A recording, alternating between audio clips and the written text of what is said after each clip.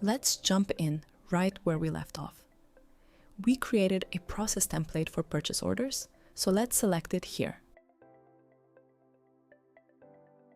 Now we can upload or drag and drop the purchase orders that we want to process. I will select the documents to be processed all together, but you can also process them one by one.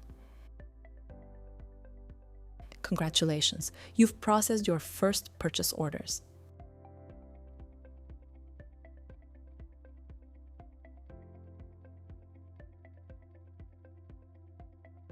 All that's left to do now is to download your data in the format you need. And here's your downloaded and processed data. Check out our YouTube channel to discover even more ways to leverage the platform and start automating your processes today.